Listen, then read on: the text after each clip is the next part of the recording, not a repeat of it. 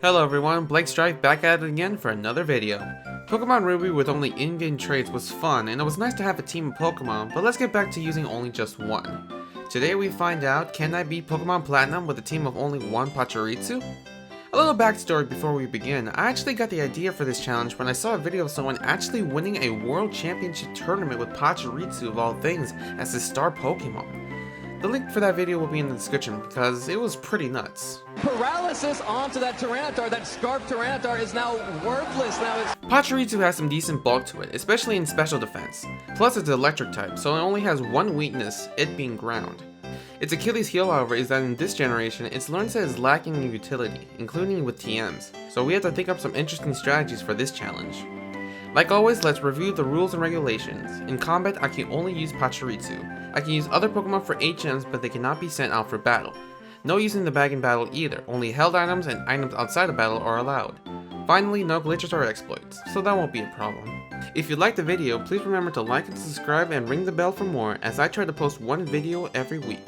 Let us begin. So I successfully used the Universal Pokemon Randomizer to replace Piplup with Pachirisu so that our rival would have Turtwig. The hardest one I think would be for us to fight. I named her Ascalon, the Dragon Slaying Sword. Props to one of my friends for that great name. Its jolly nature, some more speed and less special attack. Many pros and cons there. And its ability is Run Away. Good for escaping wild Pokemon, not much else. So we battle every trainer to gain some early experience because our first roadblock is the Rock type gym. And since we are Electric type, our starting moves are either pretty weak or useless against them. Except for one, Bide. The way Bide works is that for 2 turns, Ascalon will take hits from the opponent and then deal double the damage back at the opponent on the 3rd turn. Basically, it's counter that takes more time. It's a pretty niche move, but I think it could help. At level 17, we give it a shot. I go straight for Bide, but Geodude misses his first 2 rock throws, so it does nothing. I try again, and it lands him in red health, but Rogue uses a potion to heal. I use Bide again to finish off Geodude, but my health is too low when Onyx comes out, so he finishes me off. 5 tries later, Geodude goes down after only 2 rock throws, so I have more health for Onyx this time. I have Ascalon use some quick attacks for some chip damage, then go for Bide. 1 brings it to half health and the second takes it out, but I'm only left with 6 health for Cranidos. I'm faster, so I go for Spark for big damage, but 1 pursuit from him and I go down. I need just a bit more health and luck for me to win. Finally, after 5 more attempts, I get to Cranidos again, but still with low health. It survives Spark and goes for a pursuit to finish me off, but Ascalon survives with 1 health. Rourke tries to buy time with a potion, but 2 more Sparks were just enough for me to get the win and the first badge.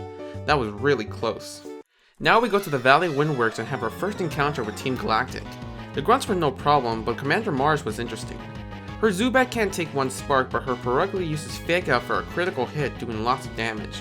I use Charm to lower her attack, so her next scratch doesn't do much. I used Spark for a third of her health, but her next scratch was also a critical hit, bringing me down to 4 health. My next Spark left her in paralysis, but to no avail as Ascalon goes down. Second try and I use Bide instead, and Perugly eventually falls, but my health was really low at the end there. This strategy can't go on forever. I decided to replace my newly learned Swift with Return since our nature lowers our special attack. Plus, it's a more consistent move that will get stronger over time. Time for the Grass Gym. I have Ascalon confuse Turtwig with Sweet Kiss since it likes setting up, and start using Return. However, it only lasts for 1 turn, so he starts using Razor Leaf for decent damage. I hit enough returns to bring Turtwig down to red health, but Gardenia uses a super potion to heal up. Another Sweet Kiss and a couple of returns later and he goes down, but it manages to set up a Sunny Day as Cherim is next. Sweet Kiss makes it hits itself in confusion as my first return crits for big damage, but she goes for Magical Leaf, bringing me down for half health as 1 more return takes it out. Last is a Roserade as I confuse her with Sweet Kiss, but she still paralyzes me with Stun Spore, so now I'm slower. Next turn, Ascalon survives a Magical Leap, but couldn't attack because of paralysis, but the following turn, Roserade got caught in confusion, and Ascalon landed a critical return leaving with just a sliver of health, but she finishes me off with another Magical Leaf. Believe it or not, that was my best out of 12 tries. I got back to Roserade, now at level 28, got another crit with return, and she still survives with a sliver of health. Come on game, what kind of joke is this? Anyway, even after being hit with Stun Spore and Magical Leaf, Ascalon won the match with another return. That actually went better. Part 2 of the Team Galactic plot went much smoother since there's a lot of grunts to gain experience from. Good thing too, because after learning Discharge, the fight against Commander Jupiter went by with not much effort. Speaking of new moves, at level 33, Ascalon learned Super Fang. It's a move that always cuts the target's current HP in half. This will be very useful against Pokemon that either resist my moves or are just plain bulky. Now let's go on a boss rush. Fantina's gym starts out good with her first few Pokemon going down with a couple moves each, but her Miss Magius puts up a good fight. Ascalon misses a Sweet Kiss as Miss Magius hits a Shadow Ball. Next turn it hits and confuses her, but she returns the favor with a Confusory on us. As I hit myself in the next couple of turns, plus damage from her Shadow Balls, and my health is looking very low.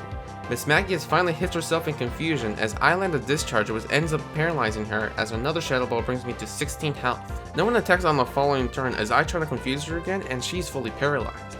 My Sweet Kiss finally lands and she still couldn't attack, so 2 more discharges and her hitting herself in confusion later, and we win the badge. The next rival battle came up, but it kinda went the same way as the gym. His first couple Pokemon go down easy to discharge, but Quirrell took a couple of rounds of confusion, Super Fang, and discharge, but it wasn't too bad. I want to power up my discharge for the fighting gym's Lucario, but the magnet held item isn't until Iron Island, so I had to improvise. I go to the Veilstone game corner to get the Metronome, the item, not the move, which increases my power if I use the same move repeatedly. I also grab the Silk Scarf to boost the strength of return, just in case.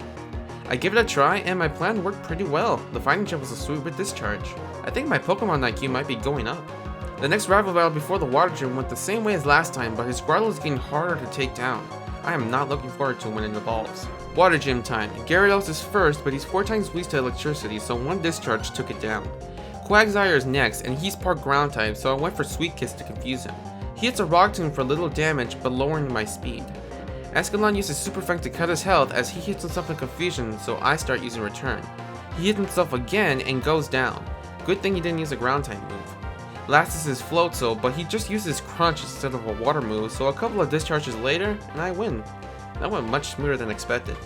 Now we head to Celestic Town to give a charm to an old lady when we run into a guy who really doesn't like the world, so he decides to build a new one. We disagree, so he challenges us. Sneasel took a couple of hits to take down, but the rest of his Pokemon went down pretty easily to discharge. He actually has a team weak to electricity. It's surprising. We have yet another rival battle before the 6th gym, but this time it's a bit of a doozy. His first few Pokemon went down without too much trouble, but Rapidash lowered my defense by a stage as his new Heracross took half of my health before going down, so I wasn't in good shape for Torterra. It's now part ground type, so I can't use Discharge, plus it has access to Earthquake, a move that can easily finish me at any time.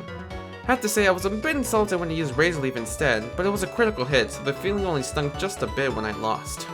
I defeated him on my second try, but only because Torterra hit himself 3 times in a row thanks to amazing confusion luck. I probably couldn't have won without power living. That was my first sign that Ascalon's stats were starting to fall behind. What really made it certain was me losing to Byron Saxton's Steelix continuously. He's also part ground type and knows Earthquake, so even with Confusion and Super Fang helping me, his whole team either resist or is immune to my moves. I have to grind a lot more so my attacks do at least decent damage. Or so I thought, because after finishing Iron Island, I taught Ascalon Grass Knot, and my very next try, I landed so many critical hits in a row that the fight was a complete cakewalk. This saved me so many hours of grinding for this one gym. I mean, I'll probably still need to be a higher level before the end of the game, but still, the amount of RNG in this one fight was unreal. It's easy to forget sometimes that Pokemon is mostly a numbers game. After that lucky match, we head north toward the next gym, and look, there's snow. I've always liked this part of the game because it shows one of the key aspects of the region, that being that there's a giant mountain in the middle that makes it snow in many places. Plus the path going there just looks really nice. Personal opinion aside, we made it to the ice gym. Sneasel goes down easy, but Piloswine has Earthquake, so it does big damage before he falls to some grass knots. Next is a Bomb Snow, and I try confusing it with Sweet Kiss, but it lands a Wood Hammer, and the damage from Hill finishes me. A couple of tries later, I managed to defeat a Bomb Snow and get to Frost Last, but thanks to her Snow Cloak ability and the Hail from Snow Warning, not only do my 2 attacks miss, but she also freezes me with Blizzard and takes me out really easily. I guess this is payback for me destroying the previous gym fight. I need a new strategy. I took another look at the TM list and found that Ascalon can actually learn Iron Tail. This move paired with an Iron Plate and my decent attack stat, and I should be able to do better against the gym. I just gotta pray this move actually hits. I come back at level 70 just to have better bulk, and besides missing a couple of times, Iron Tail completely one-shot her entire team. I didn't think that would work very well. Iron Tail has an accuracy of 75, but it feels more like 50. After serving its purpose, I immediately get rid of this awful move. Now we have some big story things to take care of, starting by crashing a big rally of grunts by standing 2 feet away from them. You'd think with so many people they would at least notice. I mean, come on, this is their headquarters for goodness sake. Anyway, to save some time, mostly because I forgot to record, the next 2 Cyrus fights went by without any problems. His team is surprisingly weak to electric type Pokemon. Not much of a threat. I mean, besides trying to destroy the world. Speaking of electric types, we have one more badge to get, so let's take a shot at that last gym. Jolteon was a one-shot with a critical return. Raichu survives, and I get paralyzed because of static as he hits me with a couple of focus blasts before going down. Electivire is next, but because of bad paralysis luck, I go down to a couple of fire punches. I forgot he had those. A couple of tries later, I have better luck and use Grass Knot to get him to damage range and take him out with Return. Last was his Luxray, and Return takes him to half health as I survive some crunches. I use one more Return to finish him, but he survives with the smallest bit of health, as I fall to one more crunch. That was one very cruel joke by the game, getting my hopes up. I train to level 80 to make sure that doesn't happen again and give Ascalon the Silk Scarf for added damage. Let's try this again. I have Ascalon use Grass Knot as Jolteon paralyzes me with Thunder Wave before going down to a Return. Raichu was a one-shot as well, so Electivire is out again. He gets his fire punches in, but my returns are stronger now, so 2 were all it took for him to fall. Luxray is last, and I couldn't attack for a turn because of paralysis, but I got my 2 hits in and finally won the 8th badge. That took a while. Now we can head to the Pokemon League, but like every game, we have one more mandatory rival battle before we can head inside, so let's take care of that. As usual, Staraptor goes down to 1 discharge, so next is the big gun, Torterra.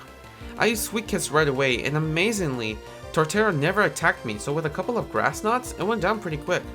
I thought the rest of the fight would be a breeze, but I forgot that he has a Snorlax, with Earthquake. He landed a critical hit on me before going down, leaving me with 15 health. So when Heracross survives a discharge, I fall to Night Slash. I get the Snorlax again and start using Return as he goes for an Earthquake for a quarter of my health. After another return, Snorlax heals with Rest to heal back up to full health. Normally this would be annoying, but it actually worked against it because he never woke back up as I landed enough hits to take him down. Next is Heracross. I use Discharge for half his health as he uses Close Combat for big damage. Good thing I had more health this time. One more hit and he went down. Floatzel went down to 1 discharge as well, and Rapidash goes for Fire Blast, but like a boss, Ascalon survives the hit and finishes the fight with 1 more discharge. Now I can challenge the Elite Four, but after that last match, I had some concerns that even at my current level, I would probably still have some problems. Here's exactly what I mean. At level 91, I can just barely beat the first Elite Four member. I think it might finally be time for me to get to level 100. So I scour the map to find any rare candy I can find, along with some better held items to boost my chances, even if it's just a little bit. Here's our stats. The speed is great, the special defense is surprisingly good, but the rest of the stats are pretty lacking. I also replaced Discharge with Thunderbolt for just a bit more power. Last chance to make some guesses if I can beat this or not. Let's go for it. First up is Bug Trainer Aaron. I give the choice specs to Ascalon and one-shot his entire team with Thunderbolt. Not much to recap. Next is Ground Trainer Bertha, so I equip the Silk Scarf for return. Whiscash survives a Grass Knot and hits me with an Earth Power for a chunk of my health.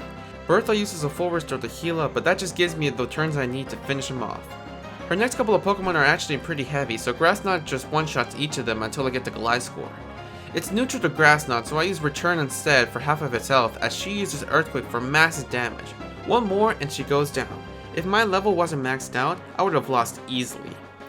Fire Trainer Flint is next, so the specs are back on. Houndoom and Infernape were 1 hit each. Flareon survived to my surprise as he burned me with Will-O-Wisp before going down, and Rapidash was no problem. Magmortar also survives a Thunderbolt as he hits me with Flamethrower, but I have good special defense, so 1 more and I win. That one was actually close. Last is Psychic Trainer Lucian, but the choice specs and Thunderbolt combo worked like a charm, no problems there. Finally we get to the Pokemon Champion, Cynthia, my favorite out of all of them. I equip a Shell Bow for extra healing and just start attacking. Spiritomb lands a weak Dark Pulse as it goes down to 2 Thunderbolts. Easy start, but next she sends out her pseudo-legendary Garchomp. I missed my Sweet Kiss while she uses an Earthquake to take me from more than 200 health to just 53 health. Man, that hurt. Next turn Sweet Kiss lands, so she hits herself in confusion as I hit a critical return to drop her to red health. Luckily she eats a berry, so that means no full restore yet, as she misses a Dragon Rush that for sure would have ended me. 1 more return and she's done. Lucario is next, and I tried using Aura Sphere for some damage, but it didn't do very much, as a couple Thunderbolts take him down. Togekiss went for the same move, but it's part flying type, so it went down easily as well. I got really cocky when Milotic came out, thinking they would go down the same way, but when reality just slaps me in the face by having her survive and using Miracle to finish me off. This run can be pretty cruel. When I get back to Milotic, I use Return instead, so this time she doesn't have anything to counter. This is the second generation this sea snake has continued to challenge me. Last is her Rosary, and I can only use Return as it leaves her with a bit of health as she hits me with Sludge Bomb, poisoning me. She tries to stall for time by using a full restore, but luckily our next return was a one-shot, getting us a very narrow victory and winning the game. This was one of those challenges that you really had to think for some of the parts in order to succeed.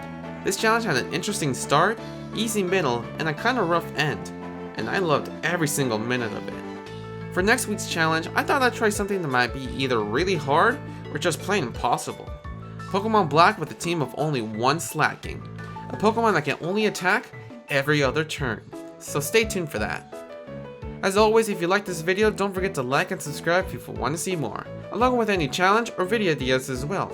Any bit helps. Hope you all have a nice day or night wherever you live, and always remember, stay awesome.